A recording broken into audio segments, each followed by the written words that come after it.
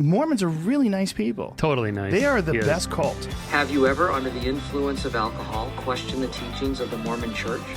Well, these Mormons are so nice. Everybody's so nice.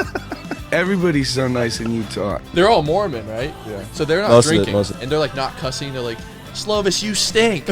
I'm afraid it was the Mormons. Yes, the Mormons were the correct answer. Because God loves Mormons and he wants some more. Shout out to the Latter-day Saints. All right, joining me today in the, not studio, but, in the Riverside studio, is friend of the program, Clark Haymond, a.k.a. Slider for his call sign, fighter jet pilot, flew missions, from what I understand, all over the world. And we'll get to that. But more than anything, I wanted Clark to come back on because last time you were on, we talked Top Gun, which was awesome. That was a great to have your expertise involved in all that and kind of giving us a little bit more of what goes on behind the scenes and things like that and what was real about the Top Gun movie, which, spoiler alert, all of it was. Regardless, what I really wanted to do was talk Middle East conflict today, talk about your own experiences, your own insights, because I figured for somebody that's flown in the Middle East on certain on certain missions. Sign stealing. Yeah, exactly. That may or may not be classified.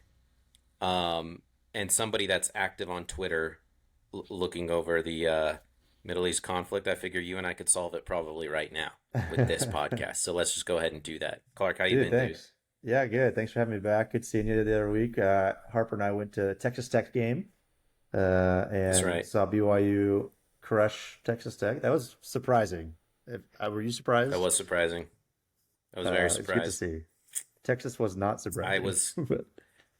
No, Texas was not surprising. That was actually weirdly disappointing. It's like I don't get how, because I was talking to my brother before the game, and he's like, "Dude, we're gonna get slaughtered," and I was like, "Absolutely." And he's like, "Are you even gonna be upset when we do?" And I was like, "That all depends."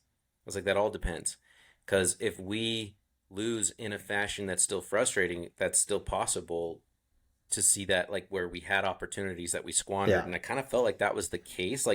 Don't get me wrong, we were not going to win that game. Right. But it was frustrating to see that our defense actually showed up and our offense didn't do jack. Yeah. Slovis looked really bad. Really bad. Stuff like that. To the point where I'm tempted to take him off of the bumper at the beginning of the podcast. Oh, so we'll excuse me. If he doesn't get his act together. That's a hot Did you know that was him? No, I did not know that. When was that? Was that back in the day? Slovis? No. I didn't have him on personally, but it was just the bumper thing that I've created that goes on the beginning of every podcast episode. Yeah. And his is the audio clip where he's on a podcast and he's saying that he's talking about BYU fans and he's saying they're all Mormon, right? So none of them are drinking, and he's like, but they're still sitting there just shouting out, "Slovis, you stink." And that's Slovis talking about BYU fans. It. So that's good. he may lose his position if he doesn't clean up his act here soon. But anyway, we'll send him an email. Yeah, thanks for having me, man. That's right. It's good to be back. I know your fans here really appreciate some inside baseball on everything aviation. So I hope to be your Middle Eastern correspondent. For all this stuff. Among many other things, Top Gun correspondent, all that stuff, man. We'll work on the contract later. How many times did you fly over the Middle East?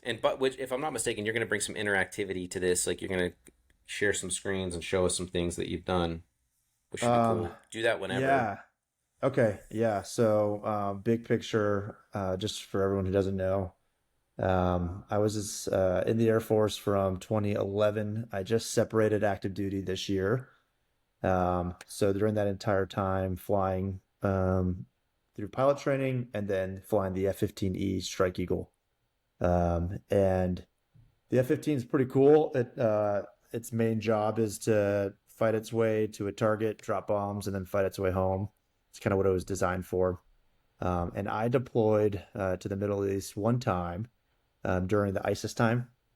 And so I think it was 2016 I was there, April to October. Remind us what was going on for the ISIS time, as you put it. ISIS is obviously a terrorist group kind of like Hamas, but obviously there's different factions to all this, and we don't need to get into the weeds of that because it's a little bit hard to explain. But they're essentially a terrorist group. Not essentially, they are a terrorist group, Yeah. self-proclaimed. Um, and what happened in 2016 to get you to be involved as Yeah, a so military operator? I'm actually reading a book right now called Killing the Killers by Bill O'Reilly. His killing series are really good. And I it's all agree. about kind of the special forces, this one. And so it starts off with the Osama bin Laden raid, and when Osama bin Laden was killed, it created a vacuum and in terrorism, if you will, and didn't know who was going to take over next. And al-Baghdadi is his name, is was kind of the leader of ISIS, and he was the one. Originally, they were with Al Qaeda, and they were Al Qaeda Iraq, I believe, and they splintered off and created ISIS, which is the Islamic State of Iraq and Syria, is what it is. It then changed to Iraq and the Levant, or Syria and the Levant, so ISIL, ISIL. I've heard people talk about ISIL. ISIL. That makes sense. I didn't know that. Yeah. Yeah, Okay. Iraq and the Levant. So that's ISIL and ISIS are synonymous. The other phrase that the Arab world calls them is Daesh, which is a it's supposed to be like derogatory towards them. It's kind of like when we called the Germans the Huns back in the day in like World War II. That's kind of their derogatory way of calling ISIS, kind of like we're not going to acknowledge you as legitimate. So Daesh is the other term.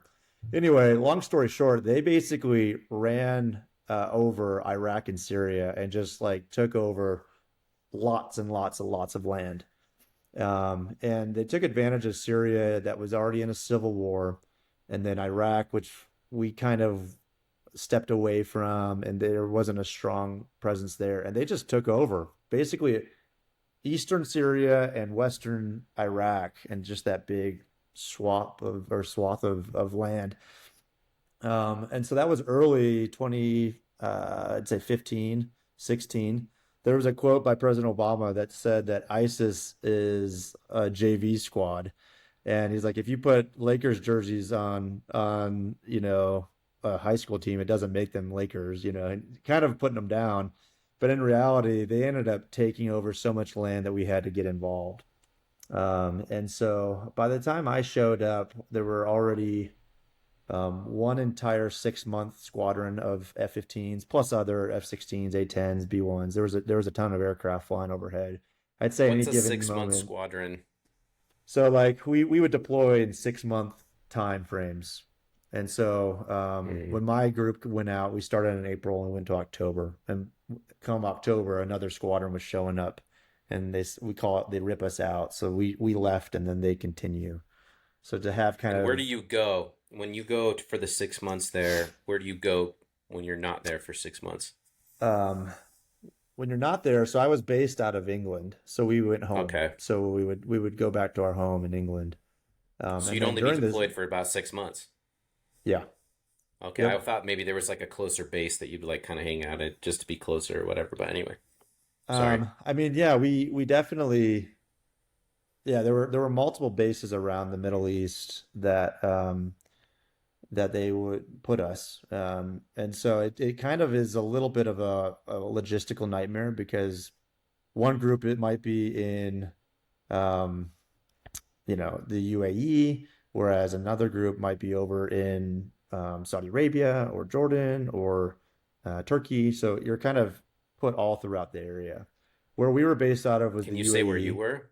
Yeah, so we were in the Nice. UAE, and it wouldn't take much Googling for someone to figure out exactly where. So, but I'll leave that part off. But um, from the UAE all the way up to Iraq and Syria took about 2.5 hours to get there.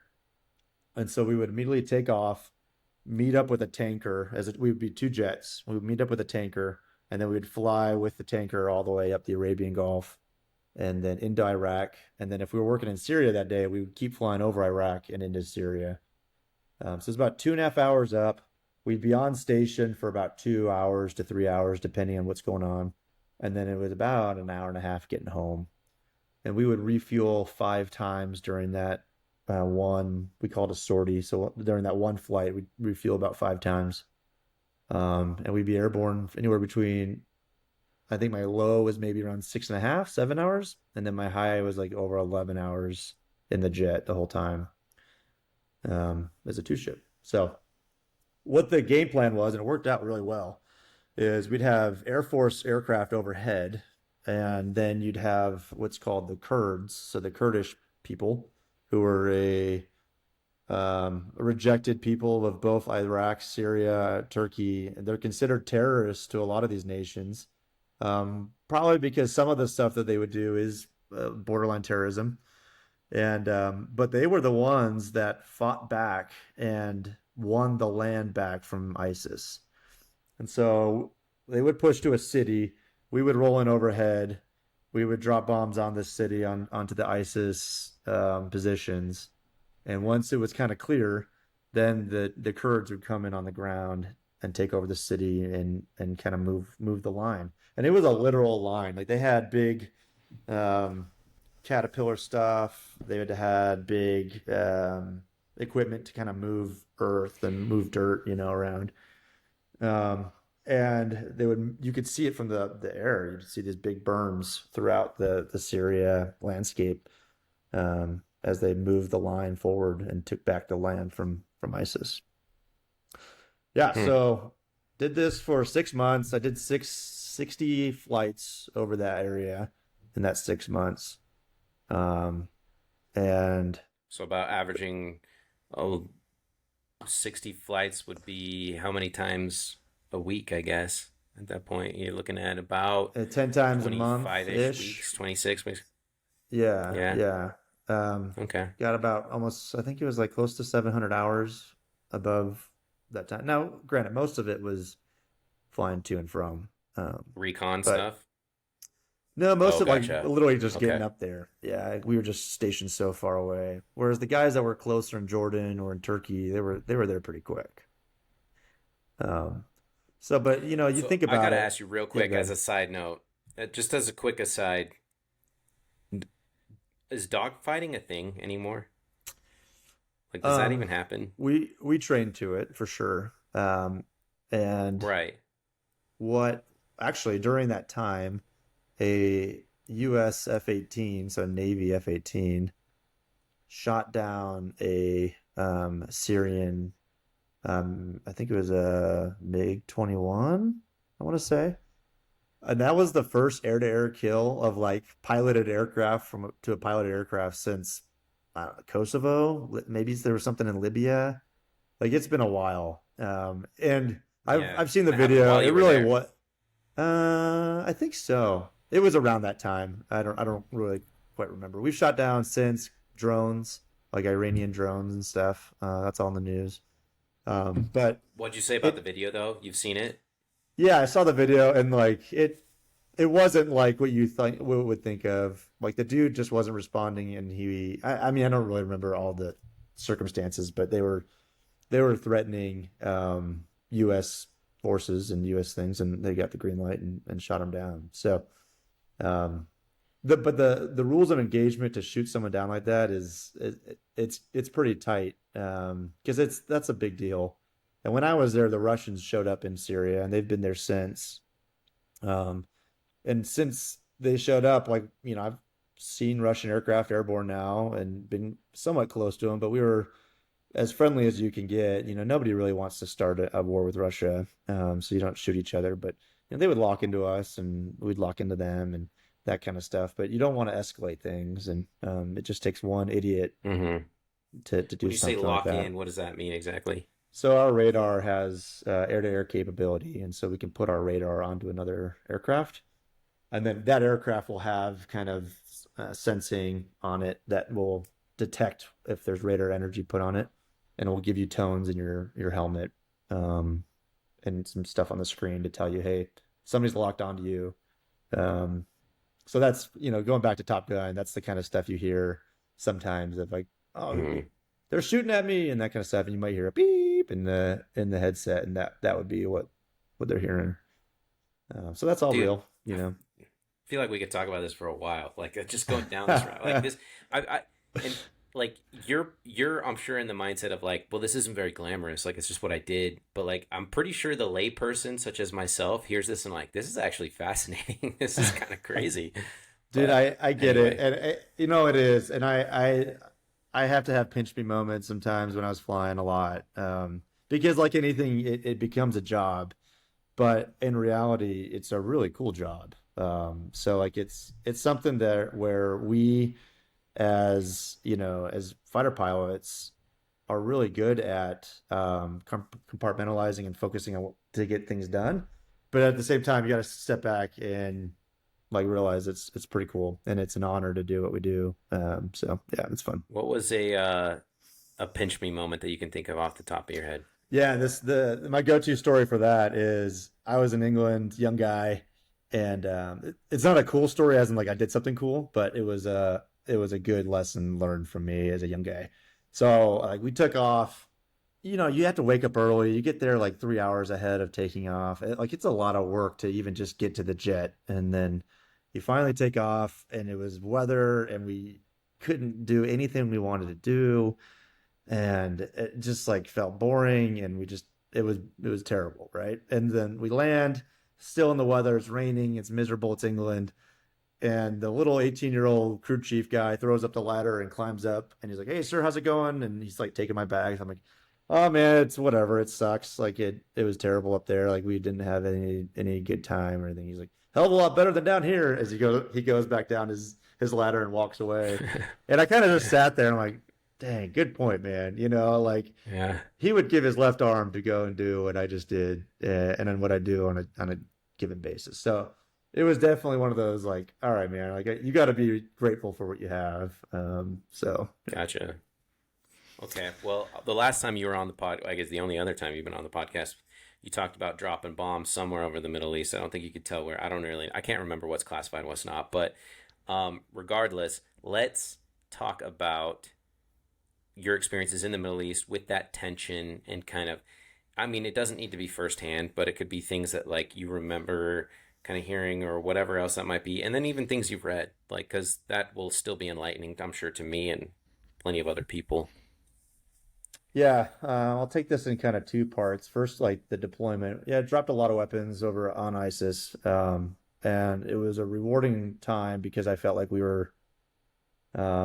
It felt like a really admirable time of our, you know, to be there as Americans. Someone had to push back against evil, and I felt like that I was the arm of that pushback, at least at some points. Never felt like I was in a position where I was really in danger, I'd say.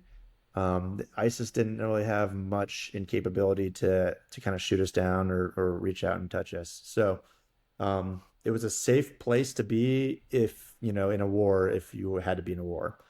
And a couple things that come to mind when I'm dropping bombs was the first thing that kind of stood out to me was you'd see the explosion and then this mushroom cloud, if you will. You know, it looks like a mini, not like a nuke, but like a cloud of smoke. But it was silent. Like you didn't hear anything, and you're so far away, and you have, you know, your headset on, and you have the engines, and you don't hear the explosion, which was odd to me. I wasn't expecting that, and except, I mean, it makes sense once you hear it, but it wasn't something that, you know, came to my mind. And so we brought down buildings, we brought down hideouts in Fallujah, Iraq. I was part of a large package that we dropped 82,000-pound weapons onto a soccer stadium in Fallujah, Iraq, and they were using it as a, you know, a staging area. Yeah, they had a bunch of equipment underneath the stands, and so when something like that happens, it's pretty impressive to be a part of it. There'll be one guy who's in charge of the whole package, and we each have our spot, and we need to show up at the right time in the right location. And if they, you know, it's kind of like an oval stadium, and basically north, south, east, west were the points, and you'd have aircraft flying from all directions at separate times to release their weapons. And it was probably over the matter of, I don't know, 40 minutes or so of all of these weapons dropping on them, and it was a really cool experience to be a part of. Another one I remember was in that area as well. It was east or west of Baghdad, near Fallujah, and the Tigris River runs over there, and somewhere ISIS had dammed the river, and it was preventing water flowing to the south, or irrigation for agriculture and stuff.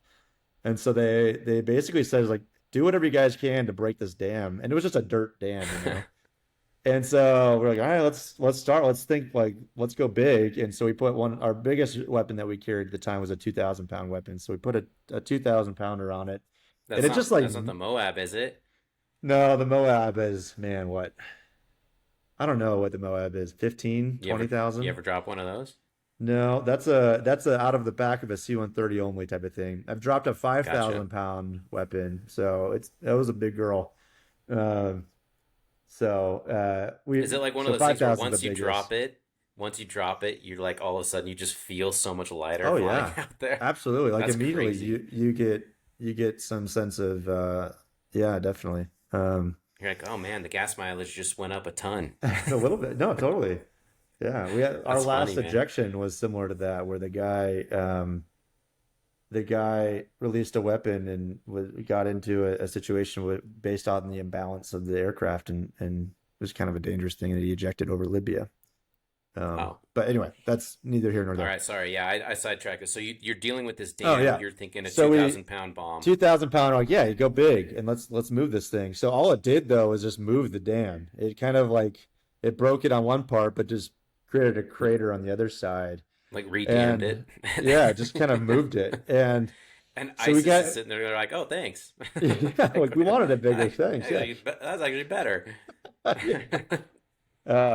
So it ended up being we then dropped I think 2 500-pounders, and it kind of did the same thing. So we kind of just released everything all at once, which was probably another 8 bombs.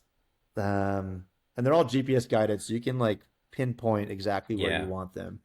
And that What do they that say, like finally into broke the dam. on the like a butt of a camel or something like that? Like there was some bomb hit a camel one time. I remember that. I remember that made news. I can't remember if you heard when No, that I was, but haven't been pretty a sure it part was of during that. Obama. But anyway, yeah. Okay, yeah. So those are cool. And then obviously, like anytime we taking out moving vehicles and stuff is pretty interesting. Just the sheer amount of technology and money that's gone into developing everything is pretty impressive. So, but that region is crazy, man. Like we've been there since the 80s or 90s, I guess, Gulf War One, and have had a constant presence for over 30 years. And it's Yeah, that is pretty wild to think about. it's taxing. So Like can only, yeah. like it's one of So those things that where we just we haven't figured it out. We haven't won, if you will, it's kind of a presence Yeah, thing. yeah, which is a whole conversation in and of itself. Before we kind of get to this, because I have a specific question about the terrorist groups here in a second that'll help us transition into this. But real quick, before I've been thinking about it, what's the most like under duress you've ever felt flying a jet, where you're just like, oh shoot, like I'm not like I don't know if you've ever had any specific life threatening situations, but you're just like, oh gosh, this is serious. Like I gotta like be especially focused, or however that transpired. What was that like? Um, I There's been a couple times where we've had either a significant emergency in my aircraft, not too significant. I haven't had like something that crazy, but then I've had wingmen that have had pretty significant emergencies, like a system failure that caused them to divert real quick. One that And when you say comes to wingman, mind. you mean you're not talking like co-pilot, right? Wingman is like Correct. specifically another Yeah, fighter typically jet that's we flying fight with you. in two a 2-ship, we call it, so 2 jets or a 4-ship are kind of our standard formations that we would fight in. And so that would there was this time we were flying from England to, I think we were going to Alaska. And in one no How long is I that think flight? so I think we were stopping in Massachusetts, and then we would wake up the next day and do the next part to Alaska. But the Gotcha. exercise was in Alaska, so I think this one was to Massachusetts. and we took off out of England, and it was a four ship, and I was leading it, and they do what's called a squirt check. Basically, before you get too far away from home, let's get you on the tanker and make sure you can take gas and then all the systems work, and then we'll continue going on. So we call it a squirt check. And we took off with two tankers, and the plan was to have us to use the one tanker until he was empty, and then he would turn around and go back to England where they were based off of, and then we would transfer to the larger tanker, and they would take us across the Atlantic. So where we took off, the tankers took off at a different base, and where we rejoined with them, you had one tanker ahead of the other tanker, kind of in a climb, and then we rejoined onto this back tanker. And when you have that, you have what's called it's kind of like wake. It's called wake turbulence, but it's kind of like off of the wings of the big tanker are these vortices that you can't really see. So if you're flying behind and low of one of these things, you are likely going to fly into the wake turbulence of that. So we were in the climb, and the tanker really wanted to get this squirt check out of the way, and so I was like, that's fine. I was the flight lead, so I would go first. I got my gas. 2, 3, number 3 got their gas, and then comes in number 4, and they were brand new wingmen, really young, which doesn't really change what happened, but it just shows that the experience level was pretty low. So they go, and they're kind of having a hard time to get on the tanker, and finally, as they're approaching it, the tanker that they were trying to receive gas from flew into the wake turbulence of that bigger tanker ahead of it. And it caused so much disruption that the tanker he was on lost about 2,000 feet of altitude. And mind you, he was almost on the tanker. And we watched the tape later, and you see the big boom flying back and forth across we have a camera in the nose of the aircraft, and you can see this boom flying around, and easily could have hit him. And the tanker actually, they diverted, and they went home. They were scared enough, but they actually over-G'd their aircraft, which tankers don't do. Like, that's something that we do as fighter pilots sometimes, where you go more than the G allowable for the airframe, and the thing broke. Like, it broke the wings. But we didn't have enough gas at that point, had to turn around and go home. But it was probably the one that I almost saw someone go down, Wait, but what happened to the tanker though? You said it broke their wings, but like it didn't crash. No, it didn't crash, but it was enough damage where they had to take the jet apart once they landed. So everyone landed safely, everyone was fine. But once the maintenance got in there, started looking at it like, yeah, this is not good. We have to fix this stuff. That's wild, man. So, okay, just to clarify for anybody listening that doesn't really know, because even my first thought was like, oh, you're going to like land on like a big ship, like an aircraft carrier. But no, you're talking about a tanker in the sky. And what comes to mind for me is if you've seen Air Force One, they actually do that on the movie Air Force One, where a tanker flies above the Air Force One plane, drops down that line, yep, and then like connects it somewhere, and then it's just refueling it midair. Really cool technology that they're able to do that in. And so that's what you're going through right here with the smaller and the bigger tanker.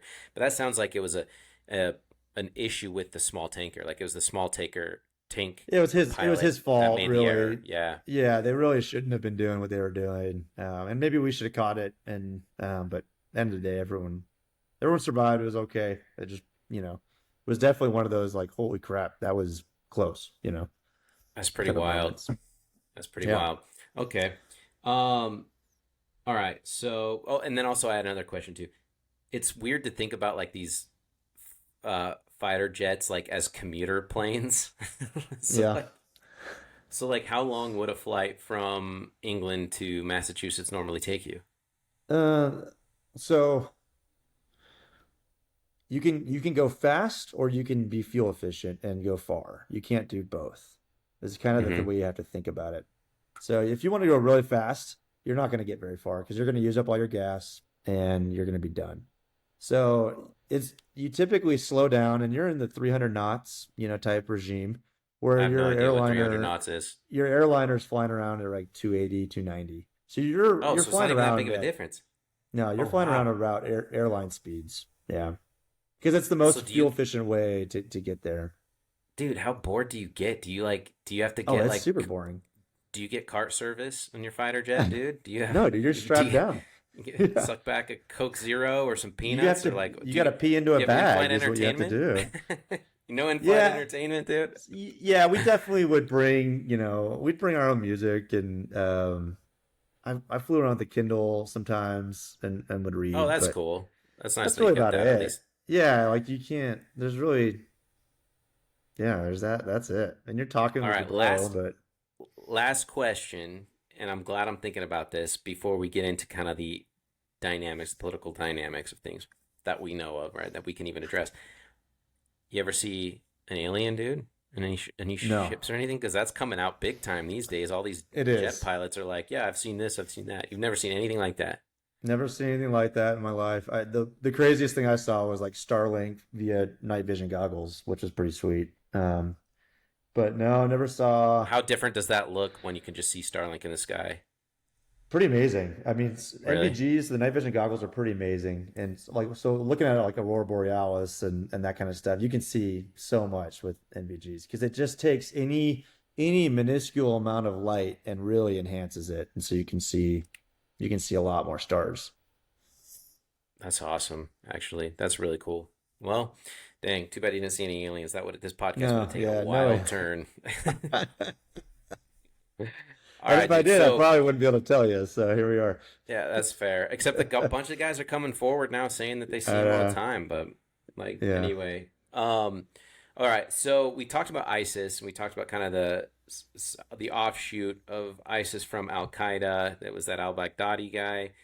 Where does Hamas come into play? Like Hamas is just like ISIS in a lot of ways, but what's their offshoot? Like who's leading them and like what's their goal and all that stuff? Because Hamas is who attacked Israel almost a month ago, and obviously that was something that they took credit for, that they thought they were doing like Yeah. for the greater good on their end and all that stuff. But what do you know about Hamas? Yeah. So first off, I am not like a political scientist or expert by any stretch, so I'm sure I'm going to mess up a lot of this information. So your viewers will promptly correct me. Palestine and Israel have had a long history. Didn't just start back on October 7th. It didn't. I mean, I guess it could have maybe started back in 1947, but you could go biblical really easily with a lot of this stuff. So what I'll talk about a little bit is my experience in Israel. So I've spent about a month in Israel, and kind of relayed a little bit to what we've seen over the last month. So let me show a Google Maps here. How do I do this with the share screen? There it is. Yeah, do you see the Do you share want me to button at do the bottom there? presentation or screen, or does it matter? Yeah, do share. You could just do screen if you've got it popped up on your end. Boom. You see that? It'll take a second. Okay.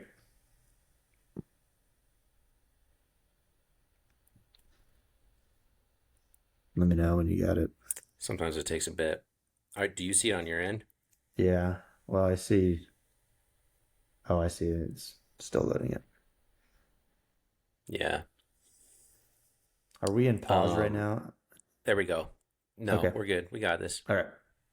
Okay, cool. So, just to get everybody's geography a little bit, right? If you haven't looked at it in the last month and living under a rock, here it is. So what we were just talking about, United Arab Emirates, that's where we were based out of, and we would go up the Persian Gulf. Sorry, this should say Arabian Gulf. We don't say Persian because that gives credence to the Persians, i.e., the Iranians. So we use the word Arabian Gulf. I didn't know Neither here that. nor there. Yeah, there you go. There's this little bit of land here between Kuwait and Iran. That's where we would enter Iraq. And then we would fly up here into Syria and Iraq and do our stuff. I'm sorry, that's not Syria. This is Syria. And so you could see that's a pretty far distance that we would fly every day to and from. On this Yeah. side is Israel, right? So you have the Mediterranean over here. You have Egypt on the west side. You have Jordan on the east side, and then you have Lebanon to the north, with a little bit of Syria that can touch as well. So these guys are 100% surrounded by people who absolutely hate their guts, right?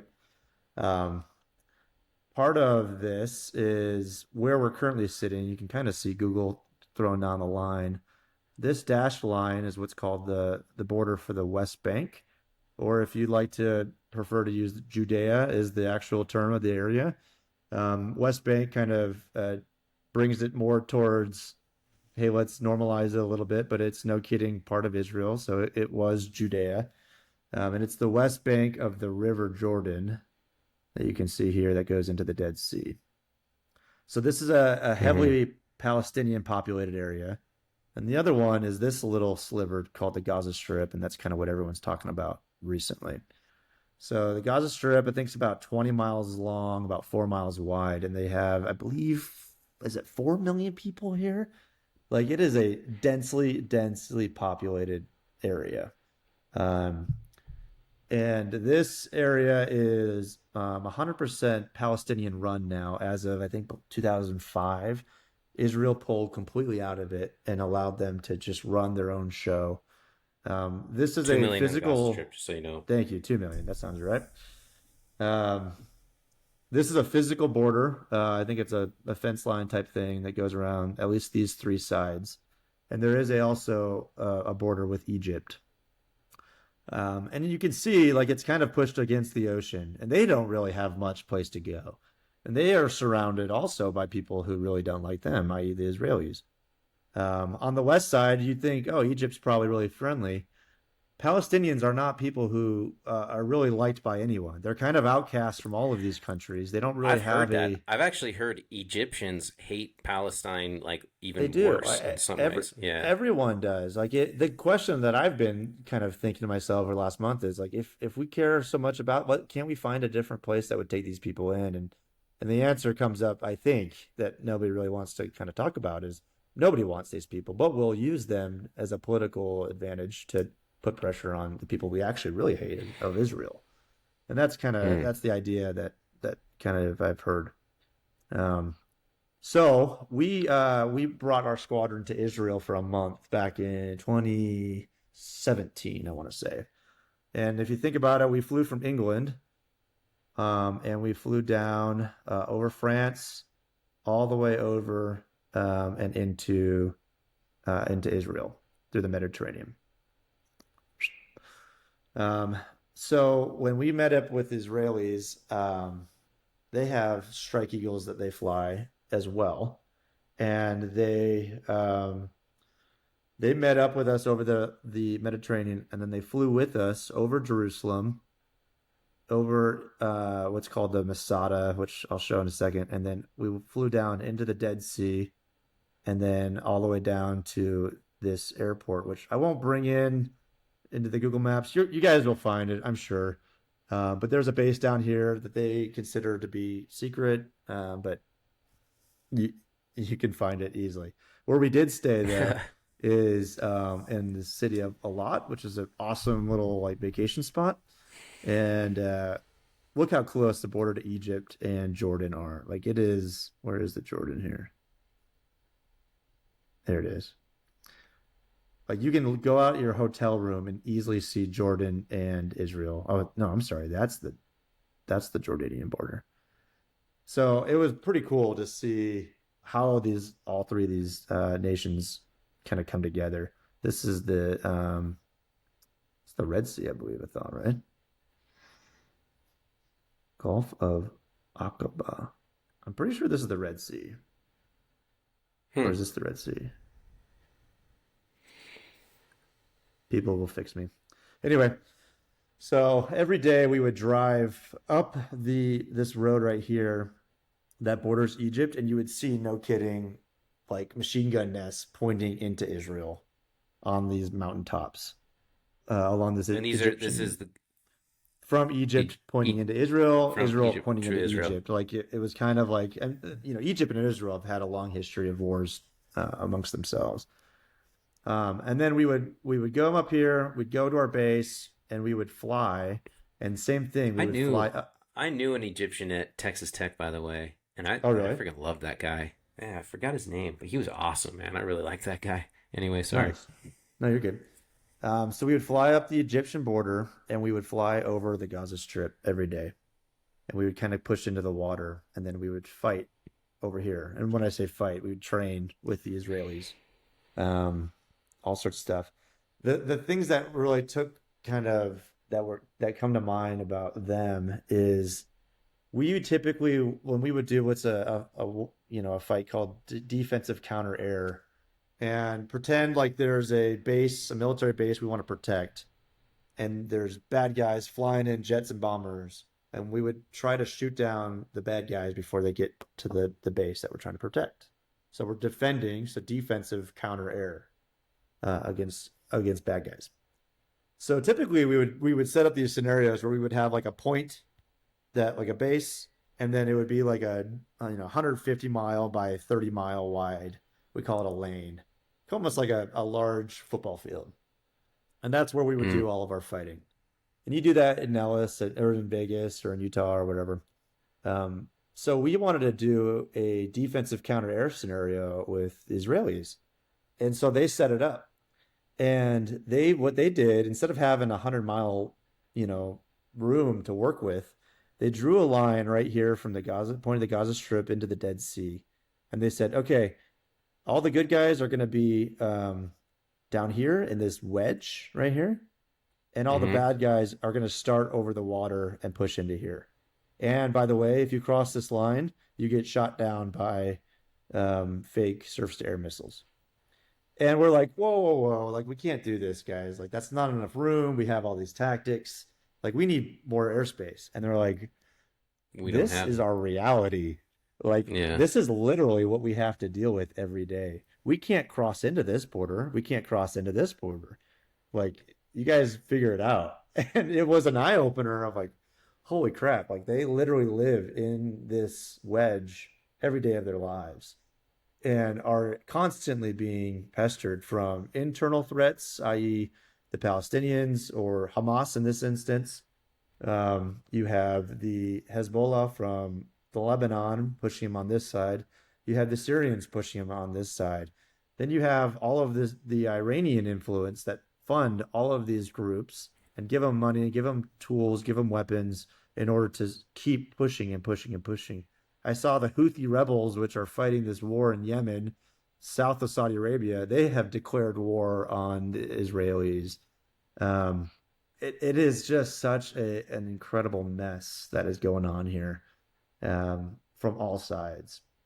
I think what President Trump did with the Arabian Accords back, if you remember those, really started to normalize the relations with Israel with all of these countries.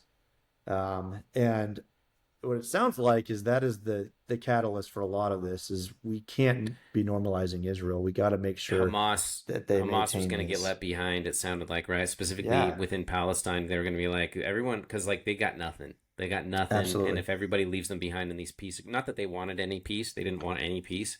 Yeah. But from what I understand, they were thinking we better stop this treaty from going all the way through, because if it does, we're screwed. Like we got nobody on our side. Especially if Saudi Arabia really bites off on it. I took off out of Riyadh to fly back to England. Oops, don't click on that. Riyadh, Saudi Arabia. Place sucked, man. Like it was terrible. I was on the ground in Saudi Arabia for 11 hours. We were delivering aircraft to them, Strike Eagles that they bought. And I wanted to get out of there because it just felt terrible. When I took off, you know how on the back of on the screen, headrests on an airplane, and you can mess around with the moving map and stuff. I was kind of doing exactly what we're doing here and zooming around, seeing what stuff was around in Jordan. But literally, this whole part of Israel, the outline was there, but none of these cities' names were on there. It was just blank. You'd have, Amman, Jordan, and you'd have Cairo, Egypt, and you'd have Beirut, Lebanon. But there was no Jerusalem, there was no Tel Aviv, there was nothing. It was almost as if two more people, like, the land exists, but the country, which literally doesn't exist. They're not recognized. Yeah. Isn't that wild? That is wild. So, anyway, it was a pretty cool experience. We spent a few weeks there training with those guys, flying every day. The other cool thing I thought I'd share with you. So when you fly over the Dead Sea, if you don't know this, the Dead Sea is actually below zero elevation. So, the sea level is zero. Anything above that is obviously above the sea level.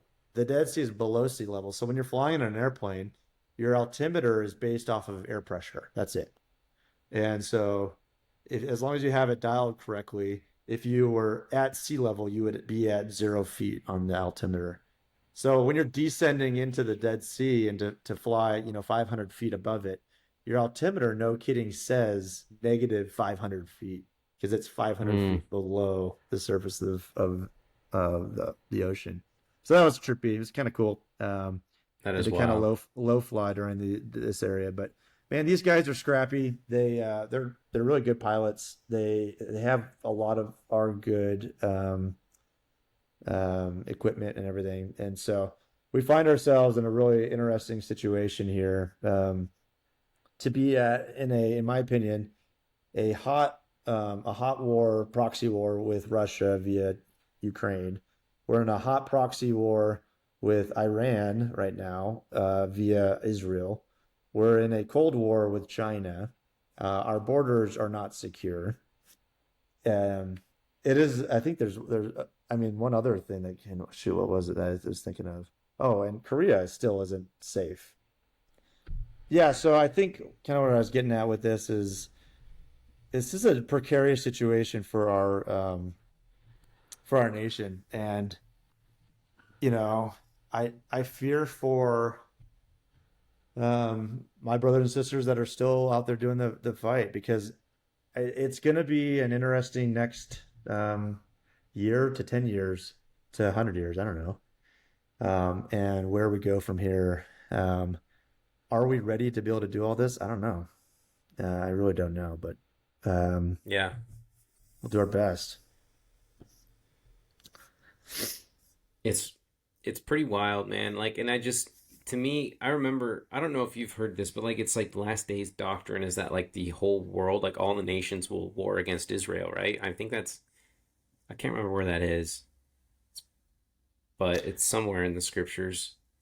It's probably either Isaiah or Revelations, but regardless, I remember growing up thinking like, how is that going to happen? How is that going to transpire? And you just didn't really know. I mean, granted, I don't know political dynamics at that age either, but now I see it where I'm like, the craziest thing to me is the fact that the U.S. now seems like there's a lane, like an avenue in which they might actually join up with other nations against Israel, because you're starting to see it in our own political figures, which was unheard of 10, 15, 20 years ago.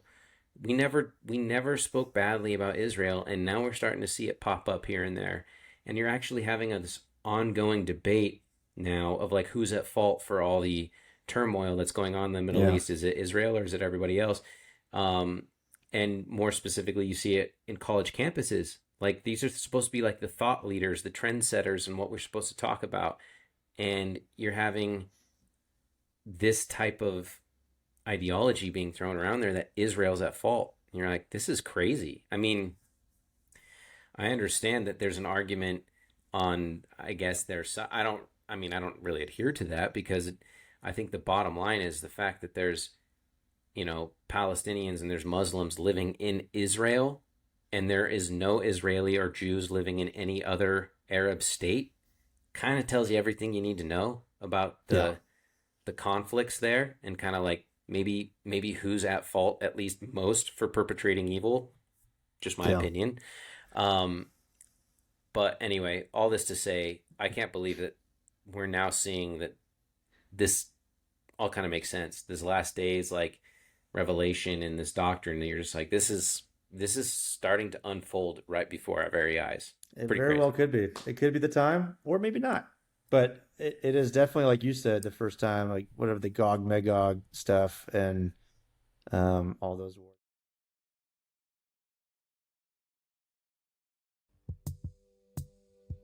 That'll do it for today's episode. Thanks for checking in, everyone. If you liked what you heard today, I ask super quickly if you could just follow or subscribe to the podcast, give it a rating, give it a review, tell your friends about it. All of that stuff helps me quite a bit. Watching the growth has been super humbling and motivating to keep going. and I could not possibly appreciate all of you more. Sitting on my table, I'm watching as everything's changing. My mind goes to a different time. Old love, I remember falling so madly. There must have been magic in the valley and a rhythm in the night. 'Cause I could almost see it. Did you fade right out of view? If it takes time